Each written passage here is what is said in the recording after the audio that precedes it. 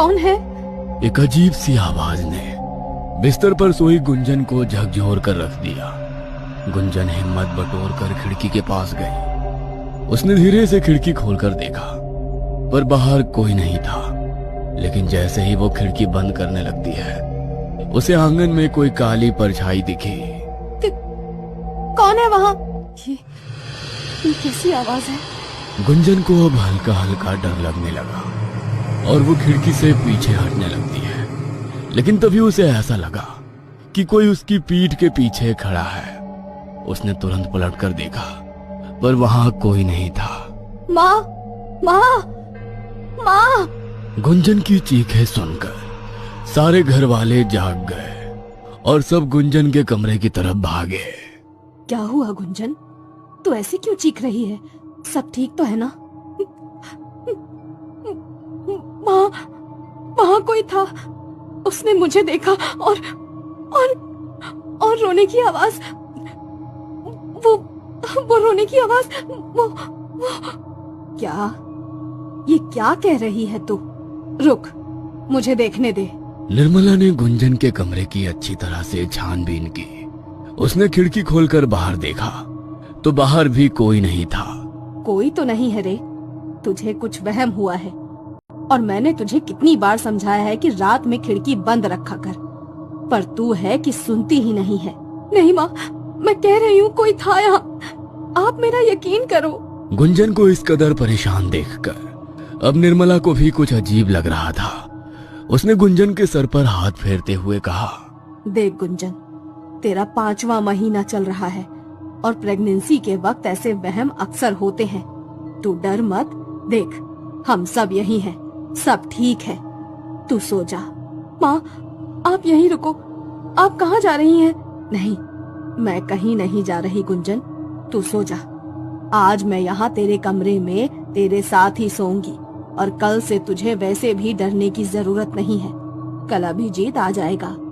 क्या वो वापस आ रहे हैं? हाँ, आज ही उसके बाबूजी ने उससे बात की थी। अब जब तक तुम दोनों का बच्चा इस दुनिया में नहीं आ जाता, अभिजीत यहीं तेरे साथ रहेगा। निर्मला की बातों ने अब गुंजन को तसल्ली दे दी थी, क्योंकि पिछले 5 महीनों में अभिजीत मुश्किल से 4 बार उससे मिलने आया था। और अब जैसे जैसे वक्त गुजर रहा था, गुंजन को अभिजीत की सबसे ज्यादा जरूरत थी। पर काम के चलते अभिजीत को वक्त ही इतना नहीं मिलता कि वो घर आ सके। पर अब गुंजन ने सुना कि अभिजीत घर आ रहा है, तब उसकी जान में जान आई। अगले दिन सुबह से ही गुंजन दरवाजे पर टकटकी लगाए अभिजीत की राह देख रही थी। गुंजन, अंदर आजा, बाहर बहुत ठंड है। अभिजीत को आने में वक्त है अभी। नहीं माँ, मैं यहीं रहकर उनका इंतजार करूंगी। निर्मला ने मुस्कुराते हुए अपने पति की तरफ देखकर कहा, आप ही कुछ कहिए इसे, मेरी तो सुनती ही नहीं है। पागलों की तरह दरवाजे के पास बैठकर उसका इंतजार कर रही है। सब आपस में बातें कर ही रहे थे कि तभी किसी ने दरवाजा खटखटाया। अरे देखो कौन है, लगता है अभिजीत आया है। गुंजन ने जैसे ही अभिजीत को देखा, वो भागकर उसके पास गई और उसके गले लगकर रोने लगी। अरे पगली, अब तो रो क्यों रही है? अब तो मैं आ गया हूँ ना, देख। अरे लल्ला, सुबह से तेरी राह देख रही है, ना कुछ खाया है ना पिया है। अब तू ही समझा इसे। ठीक है माँ, अब मैं आ गया हूँ ना, अब सब संभाल लूंगा। अभिजीत के आने के बाद से गुंजन के चेहरे पर मुस्कुराहट आ गई थी। अब उसे बीती रात के बारे में कुछ भी याद नहीं था। और अब सारा दिन अच्छे से बिताने के बाद फिर रात हो गई। अभिजीत और गुंजन सोने चले गए थे और रात का वही कुछ 12 बज रहा था। तभी एक आवाज से गुंजन की नींद टूट गई। कौन है? कौन है? माँ, माँ आओ ना मेरे पास। माँ। गुंजन के कानों में बार बार एक बच्चे की आवाज गूंज रही थी, जैसे वो उसे अपनी तरफ बुला रहा हो। थोड़ी देर बाद ही गुंजन को एक परछाई दिखी और वो उसके पीछे पीछे चल दी। उस वक्त गुंजन अपने होश में नहीं थी।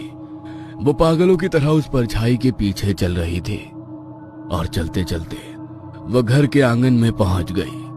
तभी उसका भ्रम टूटा और उसकी आंखों के सामने जो था उसे देखकर उसकी चीख निकल गई। बचाओ, बचाओ, ये लाल कदमों के निशान, ये खून। चीखते चीखते गुंजन वहीं आंगन में बेहोश होकर गिर गई। जब सारे घर वाले बाहर आए और उन्होंने इस तरह गुंजन को बेहोश पड़े देखा तो सब हैरान रह गए। गुंजन, उठो, क्या हुआ तुम्हें? उठो गुंजन।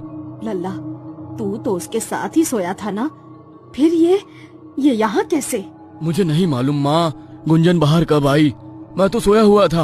अब छोड़िए ये सब, पहले इसको अंदर ले चलते हैं। सब गुंजन को कमरे में लाकर उसे होश में लाने की कोशिश करने लगे। थोड़ी देर बाद जब गुंजन को होश आया तो फिर वो उन्हीं लाल कदमों के निशान के बारे में बात कर रही थी। वो लाल निशान, वो खून, वो बच्चा। क्या कह रही हो गुंजन? कौन सा बच्चा, कौन से कदमों के निशान? कुछ नहीं है यहाँ। और तुम इतनी रात गए आंगन में क्या करने गई थी? मैं वो बच्चा। कौन सा बच्चा गुंजन? अपने घर में कोई बच्चा नहीं है। मैं आप लोगों से कह रही हूँ ना, यहाँ एक बच्चा था और वो लाल कदमों के निशान, वो खून। रुकिए, आप सबको मुझ पर यकीन नहीं है ना? मैं अभी दिखाती हूँ। गुंजन भागी भागी आंगन की तरफ गई और जमीन की ओर इशारा करने लगी। ये देखो, यही थे वो निशान। गुंजन, कौन से निशान? यहाँ कोई निशान नहीं है। तुम्हें क्या हो गया है? क्यों ऐसी बहकी बहकी बातें कर रही हो? गुंजन ने देखा कि कोई उसकी बातों पर यकीन नहीं कर रहा है। वो चीख चीख के रोने लगी। आप सबको लग रहा है कि मैं झूठ बोल रही हूँ। माँ, आप तो मेरा यकीन करो, वो बच्चा यही था और वो निशान भी। बेटा, ऐसा नहीं है कि हम तुझ पर यकीन नहीं कर रहे, पर बेटा यकीन करने के लिए कुछ होना तो चाहिए। तो खुद देख, यहाँ कोई निशान नहीं है, कोई बच्चा नहीं है। मेरी बात मान, तुझे आराम की जरूरत है। आजा, सो जा चलकर। नहीं, मुझे कहीं नहीं जाना। जब तक आप लोग मेरी बात नहीं मान लेते, मुझे कहीं नहीं जाना। ये क्या पागलपन है गुंजन? बच्चों जैसी जिद मत करो और चलो यहाँ से। सब गुंजन को अंदर ले जाने की कोशिश कर ही रहे थे, तभी अचानक उसके पेट में तेज दर्द होने लगा। 5 महीने की प्रेग्नेंट गुंजन का पेट अब अच्छा खासा फूल गया था और समझ में भी आने लगा था। अचानक गुंजन को महसूस होने लगा जैसे उसके पेट में कोई हलचल हो रही हो।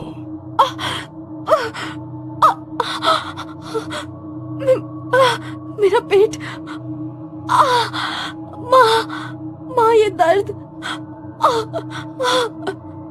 देख, मैंने कहा था तुझसे, तेरी तबीयत बिगड़ जाएगी। अब बात मान ले गुंजन, अंदर चल और आराम कर। चल। निर्मला और अभिजीत जैसे तैसे गुंजन को कमरे में लाए, उसे दवाई दी और थोड़ी देर में ही गुंजन सो गई। अभिजीत बाहर आया और निर्मला से सवाल करने लगा, कब से हो रहा है ये सब? क्या बताऊं लल्ला, यही कुछ 15 दिन पहले से ही बहू ऐसी अजीब सी हरकतें कर रही है। कभी आधी रात में उठकर कहती है कोई है, कोई बच्चा है, कोई बुला रहा है, तो कभी नींद में चलते चलते छत तक चली जाती है। आपने डॉक्टर से बात की? नहीं लल्ला, 4 महीने के बाद ऐसा सब होता है गर्भवती औरतों के साथ। हमें लगा 1-2 दिन के बाद सब सही हो जाएगा, पर अब जब पानी सर के ऊपर जाने लगा तो तेरे बाबूजी ने तुझे बुलाया। आप लोग ये बात मुझे अब बता रहे हैं? ठीक है, अब जो हो गया सो हो गया, पर कल सबसे पहले हम गुंजन को डॉक्टर के पास लेकर जाएंगे। अभिजीत ने ठान लिया था कि अब वो गुंजन के साथ जो भी हो रहा है उसे ठीक करके रहेगा। उसे लग रहा था डॉक्टर के पास जाने से सब ठीक हो जाएगा, पर वो ये नहीं जानता था कि ये दलदल है। और अब सिर्फ गुंजन ही नहीं, बल्कि भीलवाड़ा की हर गर्भवती औरत इस दलदल में फंस चुकी थी। कौन सा तूफान कब भीलवाड़ा पर आने वाला था, ये तो वक्त ही बताएगा। रात के हंगामे के बाद अब सुबह सब ठीक था, सब चैन की नींद में थे। तभी एक आवाज ने हर किसी की धड़कनें रोक दी।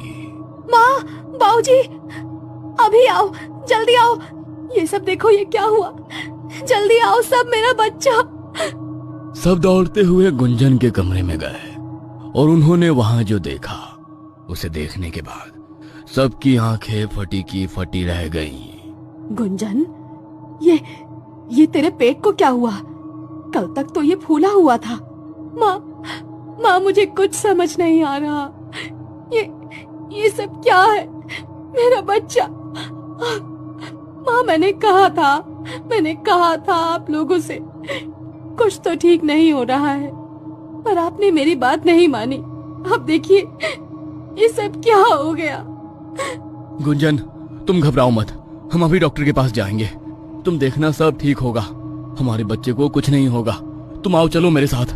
निर्मला गुंजन की हालत देखकर अपना सर पकड़कर जमीन पर बैठ गई, क्योंकि जो कुछ भी हो रहा था वो कोई साधारण बात नहीं थी, या यूं कहें कि नामुमकिन है।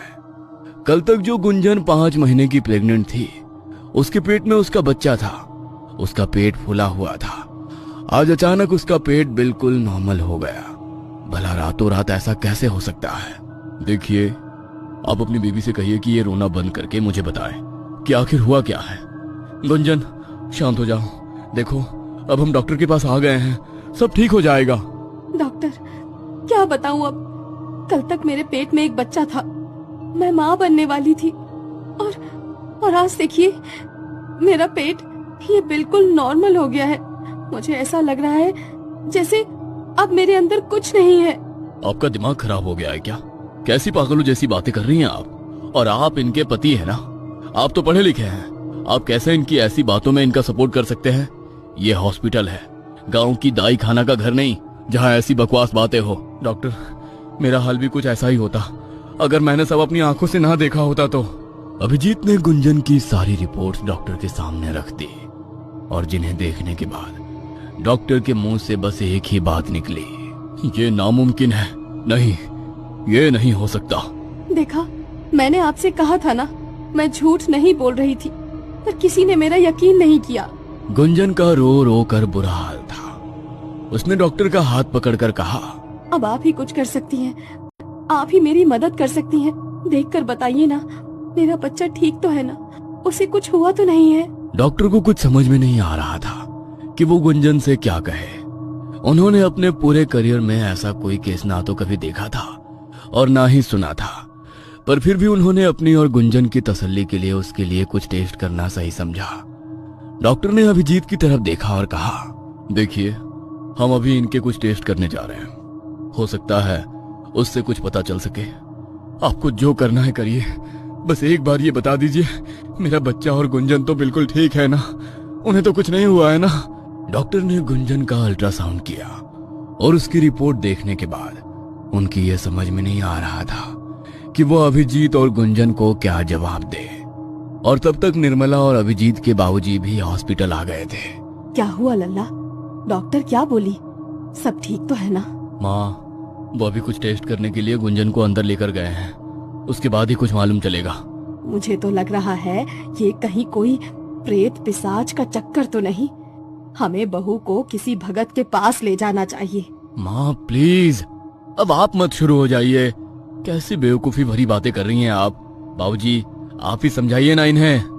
भगवान के लिए अब तुम चुप हो जाओ, वैसे भी कम मुसीबत नहीं है। सब आपस में बातें कर ही रहे थे कि तभी डॉक्टर अंदर से गुंजन को साथ लेकर आया। डॉक्टर को देखते ही वो तीनों उनकी तरफ चले गए। कुछ पता चला डॉक्टर? सब ठीक है ना? बताइए ना, बहू और उसका बच्चा ठीक तो है ना? देखिए, अब जो बात मैं आपसे कहने जा रहा हूँ उसे सुनने के लिए शायद आप में से कोई तैयार नहीं है, और ना ही मैं था, पर अब यही सच है।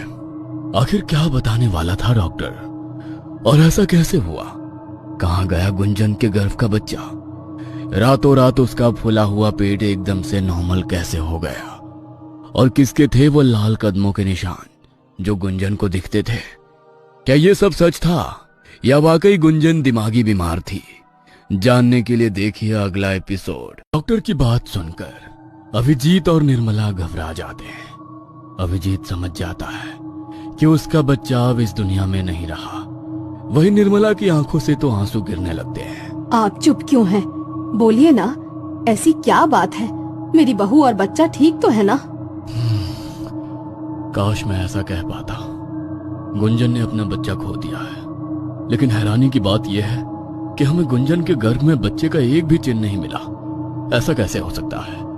ऐसा लग रहा है जैसे वो कभी प्रेग्नेंट थी ही नहीं। मुझे तो ये बुद्धि बिल्कुल समझ में नहीं आ रही। मुझे उम्मीद है कि आप लोग मुश्किल समय में गुंजन के साथ खड़े रहेंगे। ये आवाज कैसी? कहीं गुंजन? सब लोग भागते हुए गुंजन के कमरे में पहुंचे तो देखा कि गुंजन पागलों की तरह बिस्तर पर रखे कंबल और तकियों को फाड़ रही है और जोर जोर से चीख रही है। मेरा बच्चा, मेरा बच्चा, मेरा बच्चा कहाँ है? मैं सब बर्बाद कर दूंगी। मैं अपने बच्चे को कुछ नहीं होने दूंगी। गुंजन की ये हालत देखकर अभिजीत की आंखों से आंसू छलक आते हैं और वो भागकर उसे गले लगाने की कोशिश करता है। गुंजन शांत हो जाओ, सब ठीक हो जाएगा, प्लीज मेरी बात सुनो। अभिजीत के गले लगाते ही गुंजन चीख चीख कर रोने लगती है। अभिजीत, अभिजीत मेरा बच्चा, ये सब मेरे बच्चे के कातिल हैं।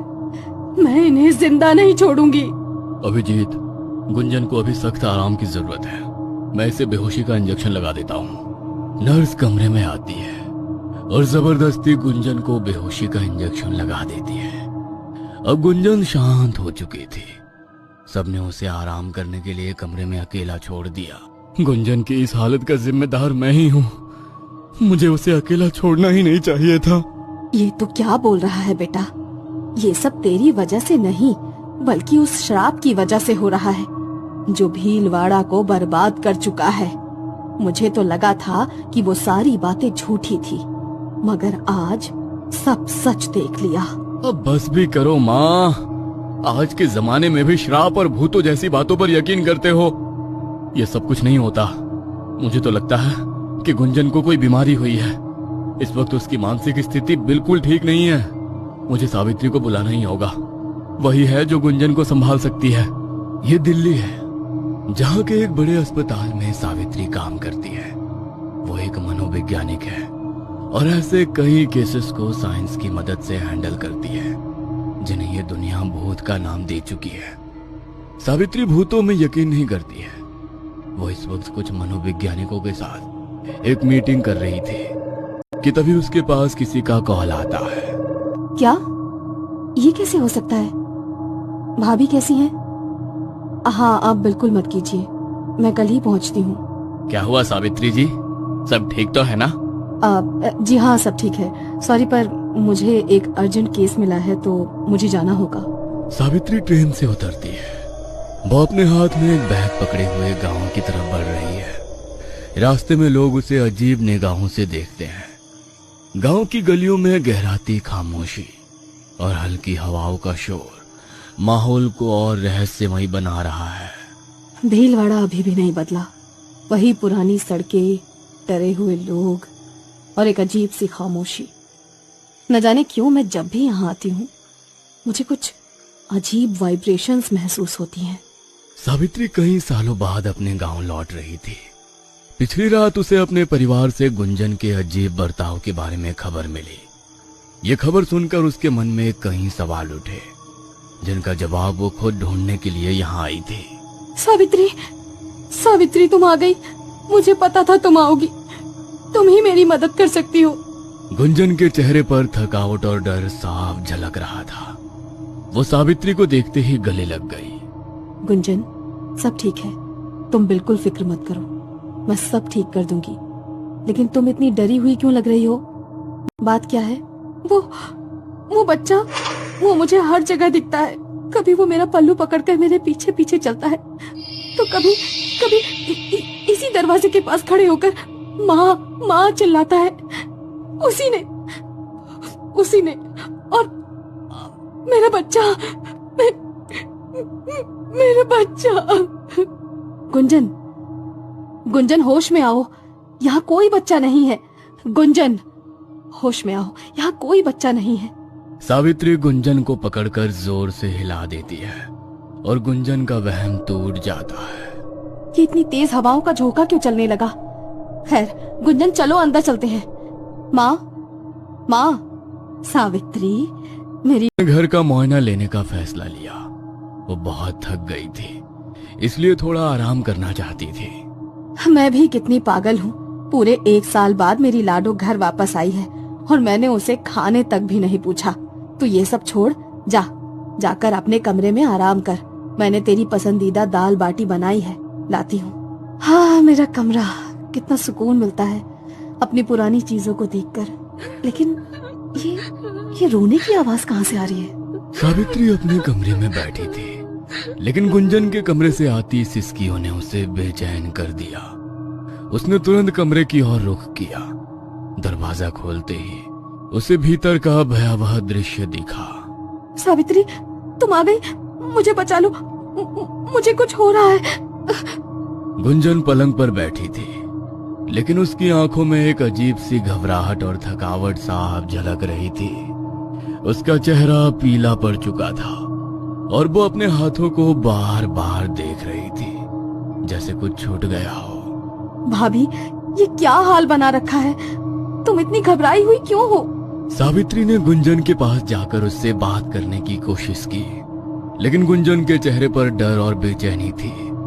उसके शब्द बिखरे हुए और असमंजस भरे थे। मेरा बच्चा, मैंने उसे देखा था, वो मुझे पुकार रहा था। गुंजन, इस कमरे में कोई नहीं है। देखो, यहाँ सिर्फ मैं हूँ और तुम्हें डरने की बिल्कुल जरूरत नहीं है। तुम खुलकर मुझे बता सकती हो, क्या तुम किसी के दबाव में आकर ये सब कर रही हो? नहीं, वो अभी भी यही है। वो तुम्हें देख रहा है। उस रात जब मैंने परछाई देखी, उसने मुझे बुलाया। वो बच्चा, उसने कहा, माँ मेरे पास आओ। और फिर खून, लाल कदमों के निशान। वो आएगा, वो रात को जरूर आएगा। क्या? लेकिन भाभी, ये कैसे हो सकता है? तुमने कहा था कि तुम्हारा बच्चा गायब हो गया। फिर ये बात तुम नहीं समझोगी सावित्री। वो मेरे साथ है, हर जगह। उसकी आवाज, उसकी परछाई, वो हर रात आता है। कभी मुझे बुलाता है, कभी रोता है। गुंजन का शरीर कांप रहा था। वो अपने पैरों को घुटनों से लपेटे बैठी थी, जैसे किसी अदृश्य शक्ति से बचने की कोशिश कर रही हो। सावित्री ने उसकी नब्ज जांची। भाभी, तुम्हें आराम की जरूरत है। मुझे लगता है ये सब तुम्हारे दिमाग का भ्रम है। मैं यहाँ हूँ, सब ठीक हो जाएगा। सब ठीक नहीं होगा सावित्री, तुम नहीं जानती। ये सब कालिंदी का काम है। वो मुझे ले जाएगी।